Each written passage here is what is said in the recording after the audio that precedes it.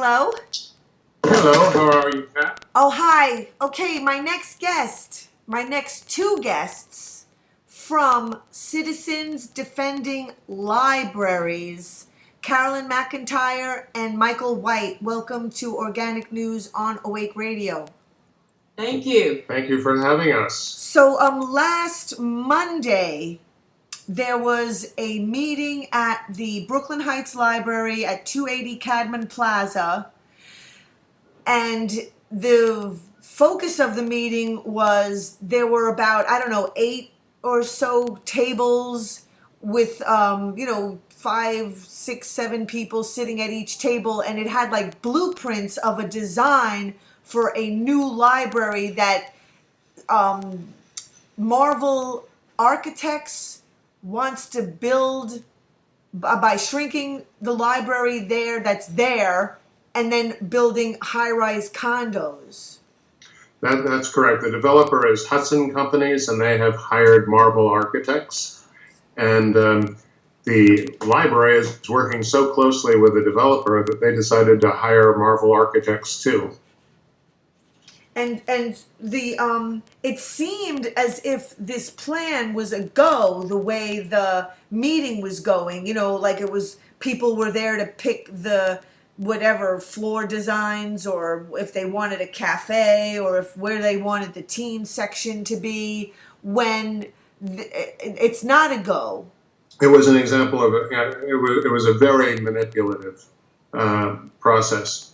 In point of fact, we're talking about a library that the Brooklyn Public Library has no permission to sell. It hasn't even begun the public process to get that permission.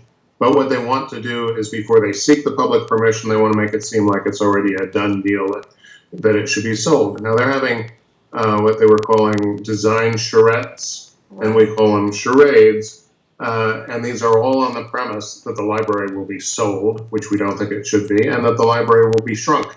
And that it will be shrunk specifically down to 1/3 of its previous size. They're not having any charrettes about keeping the library or how to repurpose some of the space there, or having a bigger library. They're only going down this avenue, trying to cause people to think there is no other alternative, or sometimes that's referred to as TINA, there is no other alternative. And so it's not just this library, it's actually the one on Pacific Street, the one in Sunset Park, and in Red Hook. It's libraries. You've got to worry about libraries throughout New York. You have to worry very much about libraries that are in the NYPL system. The first one that was sold, as an example of what they could do, was Donnell in the NYPL system, and you have to worry very much about libraries in the Brooklyn Public Library system. And the third library system is Queens. And with the changeover of the board that was actually enlarging libraries and resisting some of the real estate directives from Bloomberg, you've got to worry about what's going to happen in Queens too. And so I was under the impression when I got there that most of the attendees were in favor of this plan, and it was kind of a relief as some of the time progressed. It really started to show that not everybody was for it, and they felt, kind of corralled by the whole process of putting a green sticker on this plan if they liked it, and a red sticker on ones that they didn't like, in choosing the pattern of this library. There is this attempt to corral people, and we're seeing it over and over again. So there are these design charrettes that they're having on the Brooklyn Heights Library, which is at the corner of Tillery and Clinton, which is right next to Hillary Clinton's national campaign office, which is interesting and should be mentioned as part of the national campaign. But also, they are having charrettes at the NYPL, where it's pretty much presumed that they're going to sell off the Science, Industry, and Business Library at 34th Street that we built rather recently and is an excellent asset in good shape. They wanted to shrink the Red Hook Library. And I think they're picking on it as sort of a guinea pig because they think the community doesn't have any power. The community rose up against that proposal. It was a handoff to a firm involving Spaceworks of 2,000 square feet. The library there is only 7,500 square feet. Now that's something that Linda Johnson the other day told people attending the Municipal Arts Society seminar is woefully inadequate. 75,000 she described as woefully inadequate for a library size, but they were going to shrink it down to 5,500. And definitely picking on this community, and they're having charrettes there too. So at this meeting also, the couple, Marilyn Burkhaw, right? She was a pretty outspoken against this process and saying how, how are they going to feel when they build this building that everybody's going to hate, and various things to that effect.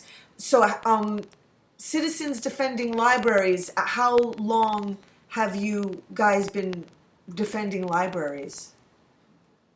We formed a little more than 2 years ago in response to the breaking headlines that allowed us to put together the picture of what was happening, that libraries were being proposed to be sold and shrunk throughout the city, and that these were really deals intended to benefit real estate developers and at the expense of the public. Right. Up until these deals go back, you can trace them back to about 2006 or 2007, but they were all being orchestrated in secret, so you didn't know what was happening, and you didn't know how all the pieces fit together. At the very beginning of 2013, you could see what several deals moving forward simultaneously. And you mentioned that Donnell Library that's across the street from the Museum of Modern Art that was basically sold without anyone knowing. Yeah, if you want to know what people have in mind, look at what they do first. Look at what they do when they have a free, unfettered hand. We've been challenging them, and Donnell is what they did first, and it's a perfect example of how bad a deal it was for the public. The Donnell was much beloved by the public. It was a central destination library. It was across the street from the Museum of Modern Art. It was 5 stories tall with substantial underground auditorium space as well. 97,000 square feet. It was on a block that was at that time documented in the real estate pages of the New York Times to be the most valuable block on a per square foot basis of all the city's blocks. And it was sold to net, listen to this, less than $38 million, less than $38 million. The penthouse in the 50-story building going up is on the market for $60 million. A couple of weeks ago, an apartment, I think a partial floor, sold for $20 million. There's a luxury hotel in this 50-story building. It was just sold to the Chinese, and it was noted that the sale to the Chinese set records. 114 units sold for $230 million. So a lot of people in real estate got a lot of benefit and made a lot of money, but the library lost money. Now, there is a, quote, replacement Donnell going in, but it's going to be much smaller. It's going to be largely underground and largely bookless. It's going to be almost only a quarter, 28,000 square feet. If they had to replace the Donnell at the full scale, what they sold, they would have lost a substantial amount of money. It used to be 96,000 square feet and 97. 97, and now it's 28. Whenever they actually get around to opening it. I mean, that's one of the things. In 2007, they announced that they were going to sell and close it, and they said they'd do it in a year. Well, they closed it in 6 months. and there is still no replacement library. They keep pushing off the date when that's going to be open. When last pushed off, it was going to be open towards the end of this year, but it might be 2016 before we get any replacement. But it's hard to even call it a library because it's because of its booklessness and inability to handle space, and all the books were shipped off from there and basically have disappeared. There are, one of the things that's happening is you can't sell libraries if you are using that real estate for books. So they are getting rid of the books, and there are millions of books gone from the main libraries in central Manhattan, the Donnell and Sybil, the Science, Industry, and Business Library, and 3 million books are right now gone from under the Rose Reading Room. They've been sent off to New Jersey. There aren't plans to bring anything but a small fraction of those books back. So they're not going to bring the books to the library? The idea is that they would be kept in New Jersey, and they're actually getting rid of some of the books there or talking about it. Those books are being treated less like property of the library. Columbia and Princeton have books there, and they're talking about what they call deduping the books. So if Columbia has a book, you get rid of it. But then when these books are casually handed out, they can be lost, and then if you don't have a duplicate, you don't have the book, which is an issue in itself. But if you're a researcher, it's not at the library. So what research that previously could have taken you a day to do, because you looked at a book and it said you needed another book, and that book said you needed another book, and that book said here's what you need to look at next. Well, that day's worth of research could now take weeks or more than a month, and people come to New York from all over the world to access this collection, but it's not accessible anymore. Yeah, that sounds like a crime. Well, I think there's many crimes being committed here. And wasn't this Donnell Library the first person that was supposed to purchase it backed out because of the economy, and then Well, it's an odd little saga, but the purchaser, the one who signed the contract, was Orient Express.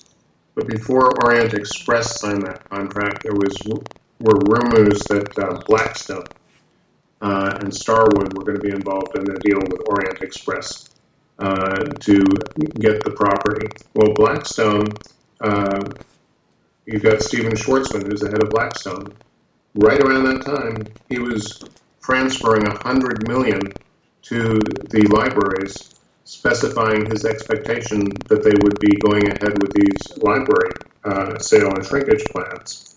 And in the end, Starwood wound up acquiring the rights from Orient Express.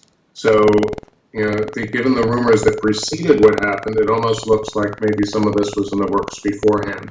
exactly. Clearly, the transaction that was described to the public was not the transaction that the public got. When the sale was announced, the very small amount of money that they were getting would have seemed very strange. Say that there was a 50-story building going. They said that there was an 11-story hotel going up. So things changed a lot. And so you were really, confronting the fact that it was not a done deal. This whole plan that they, because that's exactly what they were making it look like. And I'm actually finding the right one. sorry. I want to try to find the part where everybody started chanting, "It's not a done deal."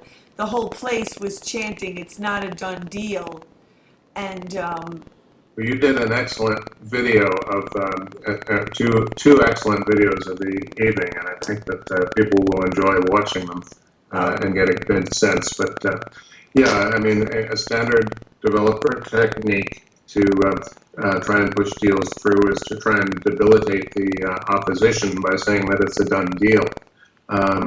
And you know, they've been back and forth with us on the Brooklyn Heights Library. Half the time they say, why are you raising objections to this project now because the public process hasn't begun?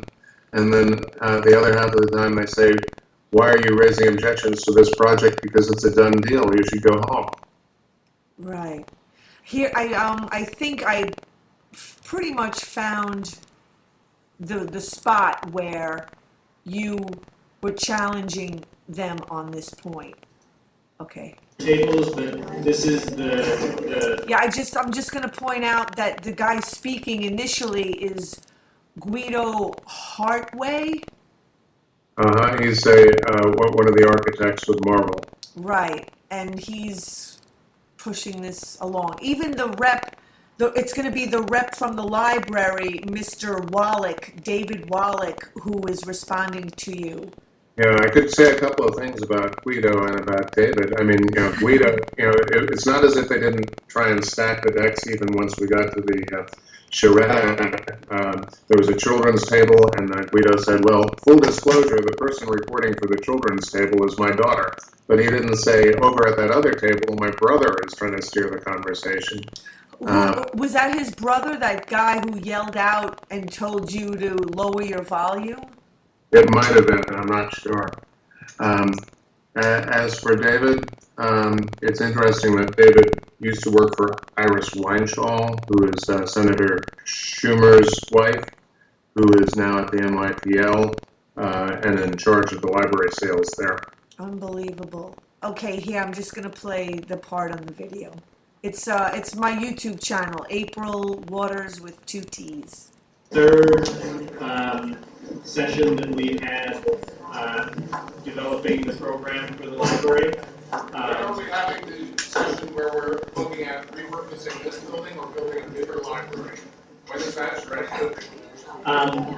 That charrette is not happening. So So I hope this will not be cited as part of a public process when we begin the public process. No. That it is necessary to obtain approval to sell this library, which has not been begun, correct? So we have not begun the process, the public process to sell this library, correct? I actually cannot answer that question. I'm happy to answer that. There has been lots of dialogue about this project, including public meetings by the Community Advisory Committee over the past 2 years. Which we were not permitted to be part of because we were against the sale of this library to the shrinkage of this library. You asked the question, and I'm going to answer it. And that was described by Linda Johnson at City Council hearings as a public process, and it isn't. You have to stop citing it as a public process.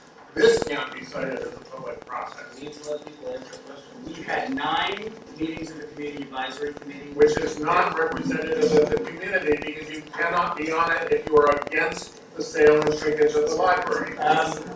The Community Advisory Committee, just so everybody in the room knows, had representatives from elected officials, the Community Board, the Brooklyn Heights Association, other neighborhood groups, and those meetings were open to the public. We had lots of very robust discussions, including comments from people who supported the project and people who did not support the project. This process that Guido was beginning to describe includes 3 workshops focused specifically on the design of the new library, and we appreciate everybody coming and participating in this effort.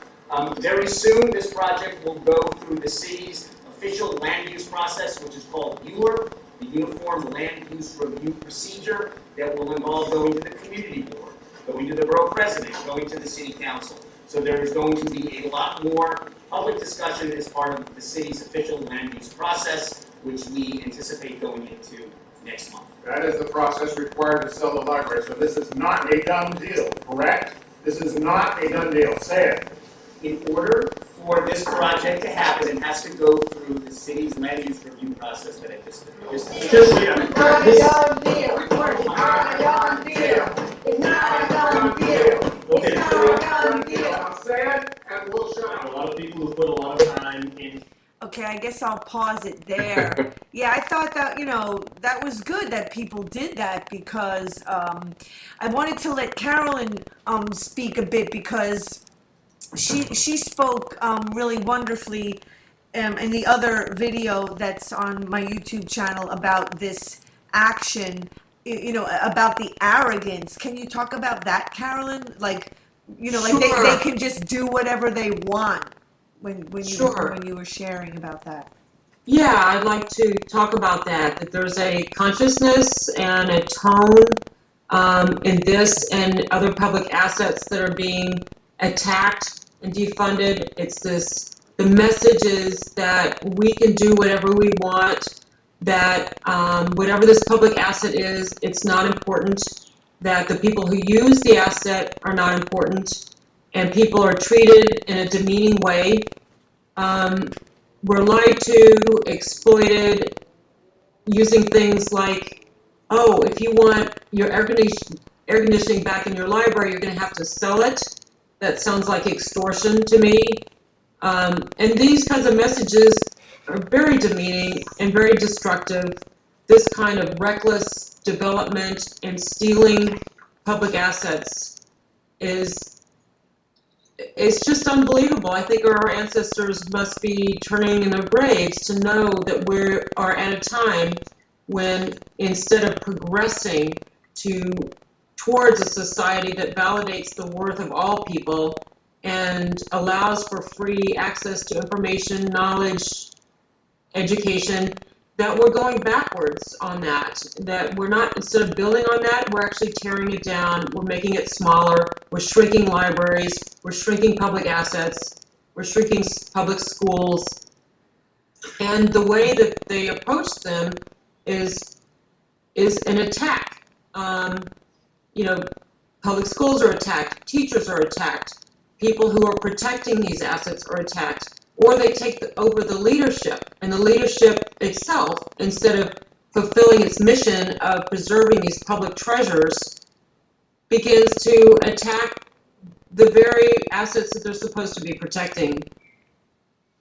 And there was a couple of times people during the meeting, and you also, Michael White, in the interview, you referred to a quote on the side of the library for, come here seeking truth, not treasure. I'll find that. Yeah, the library at its north end has a wonderful quote, and we'd like to see it remain. And basically, in its essence, it says, "Come here to seek truth. Don't come here to seek treasure, because if you seek treasure, you won't find it." But we think that if the library is sold, that quote should still be there, but it's going to have to be there with a footnote. It's going to have to be there with a footnote that says, people came here seeking treasure, and they stole our truth. Right.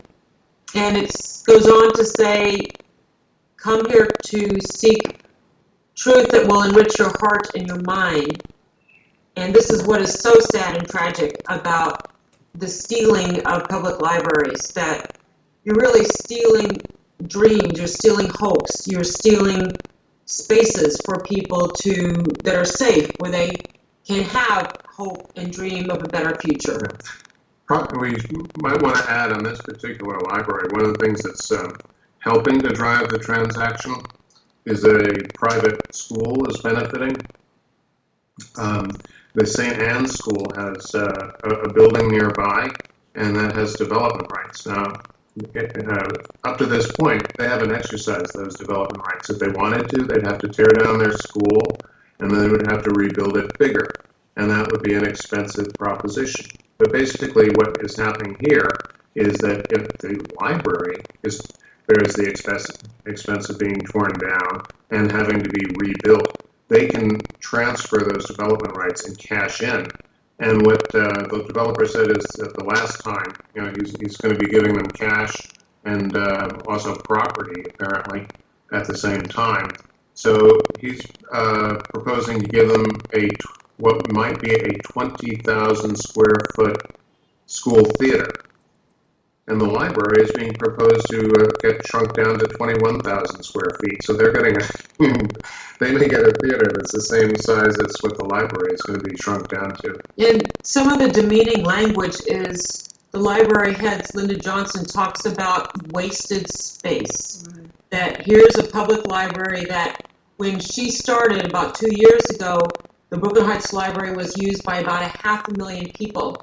And then she comes around and says, this is wasted space. I mean, what kind of demeaning message is that? That the library has wasted space.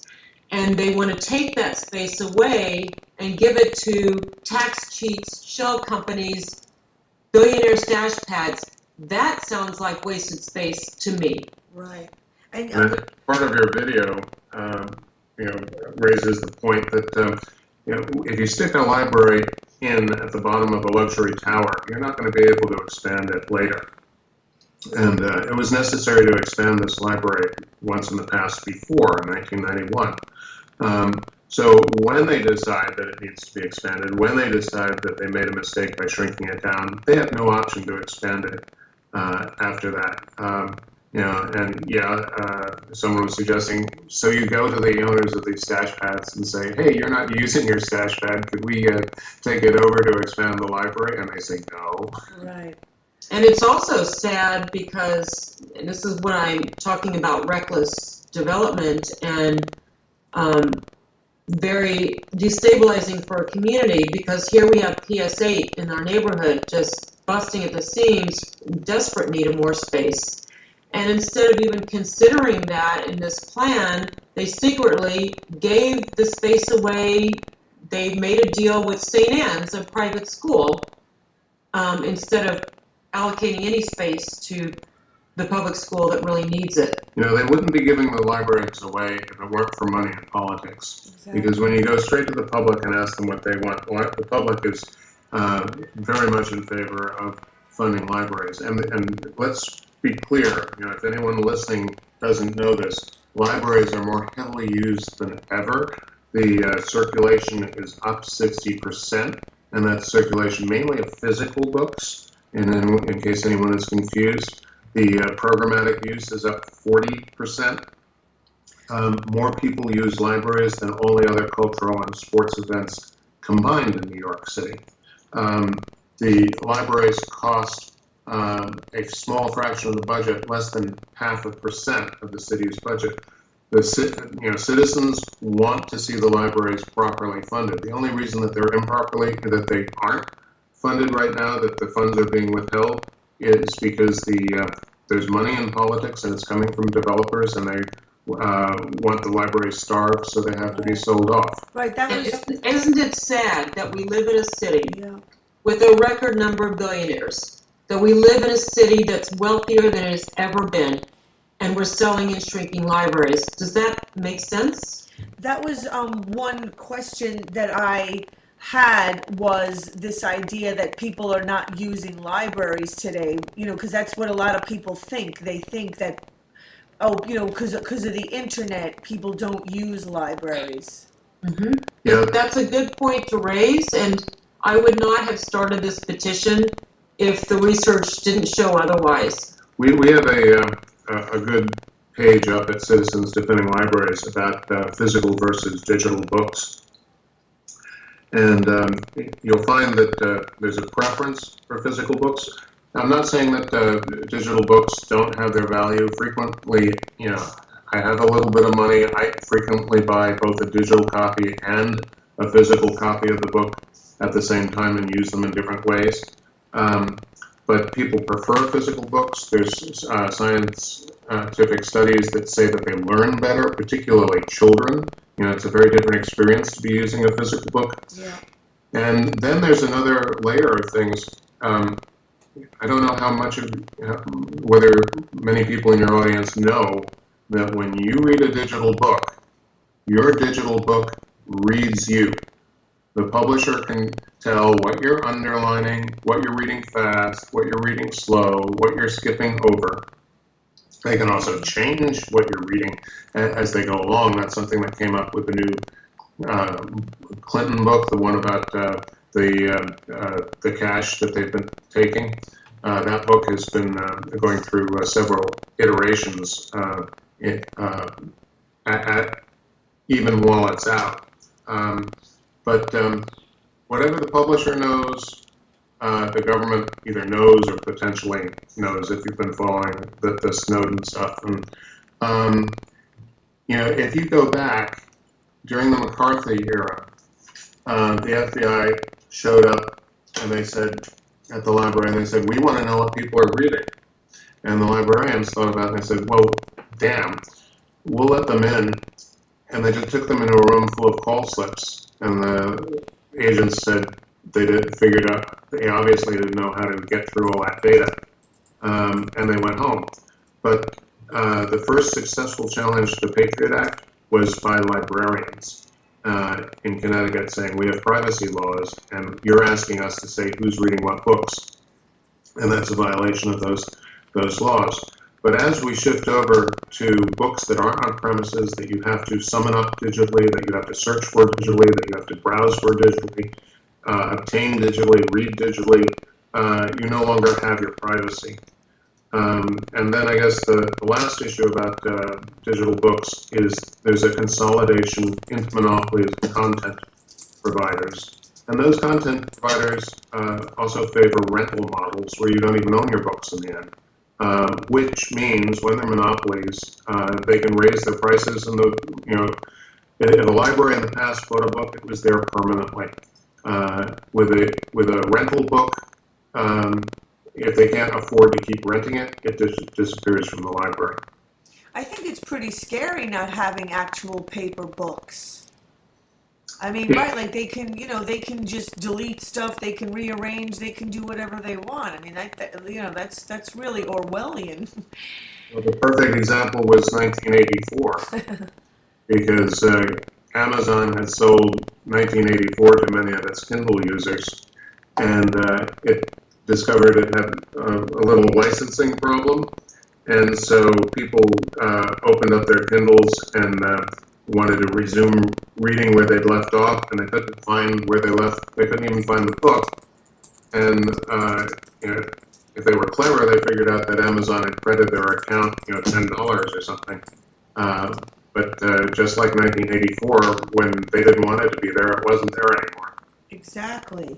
I wanted to bring up de Blasio was in favor at first of preserving the library, and he had promised that he would fund the library, and then he changed his mind? Well, I won't say that he hasn't come through for us at all, but we are still waiting for him to keep all of his promises. He stood with us in July of 2013. And this is right when his approval ratings then went up. And he said about the library's sales, it's public land and public facilities and public land under threat. And once again, we see lurking right behind the curtain real estate developers who are very anxious to get their hands on these valuable properties. I bet they are. That was his direct quote. So what he has done for us is he did derail the central library plan. So partly because of Mr. de Blasio, Mayor de Blasio, and partly because of us and other groups working with us, such as the Committee to Save the New York Public Library and Library Lovers League, and a lawsuit that we brought. The Central Library Plan is not proceeding as originally envisioned. So Mid-Manhattan is not considered to be currently under threat of sale, which without all those things would have happened by now. But they're still talking about selling off the Science and Industry Business Library. And if you don't know what a beautiful library that is, it's on 34th Street and Madison Avenue in the old Altman's building. Go in and take a look. And if you don't have time to make it to that location, go onto our web pages, look at a few pictures. It's an absolutely spectacular library. It has all of the things that people are complaining that many of our libraries need to be upgraded to in terms of computer and electrical outlets and that kind of thing. We have lots of information, pictures, video on Citizens Defending Libraries Facebook page and on our YouTube channel. And there's a button on Citizens Defending Libraries Facebook homepage that takes you to our petition to petition Mayor de Blasio and the trustees to protect, not exploit these libraries. Yes, de Blasio is right out there right now saying that income inequality and growing rampant income inequality is the crisis of our times. And he says that we have an economy that is basically supporting the 1%. Right. Well, when you sell off and shrink libraries, you are increasing wealth and income inequality, and you are in a vicious cycle of diminishing democracy. Yeah, I mean, we have to start tipping the scale back in the other direction, not tipping the scale further out of balance. And if you can't stop them at libraries, where can you stop them? One reason we're doing this is because this is a winnable fight, but we see it related to other fights. In your last segment, you made reference to how St. Vincent's was sold off and turned into luxury condominiums, and that's quite a saga. But we've got our other hospitals like Long Island College Hospital under threat, schools, parks, public housing. If you were listening to Brian Lehrer this morning, they were talking about how the mayor's plan might make sense, but it doesn't.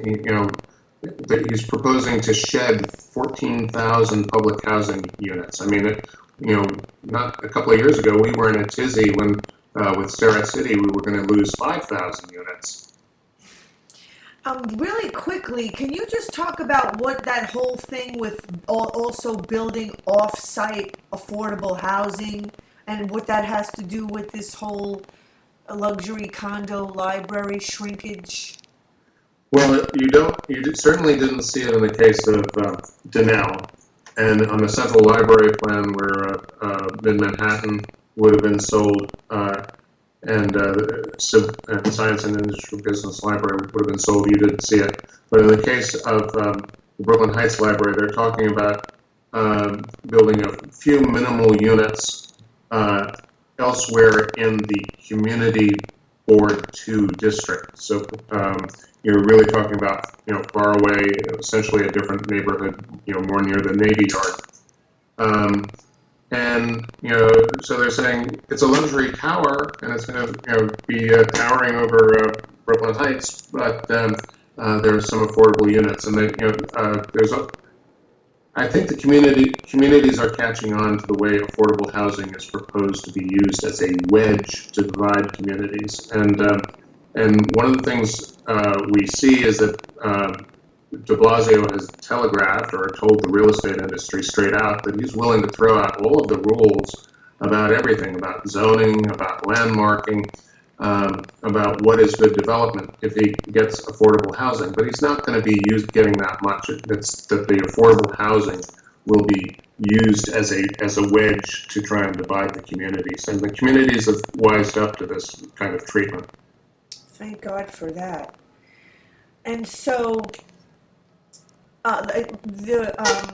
Wallach, the guy representing the library, in response to your, this is not a done deal, he was talking about ULURP,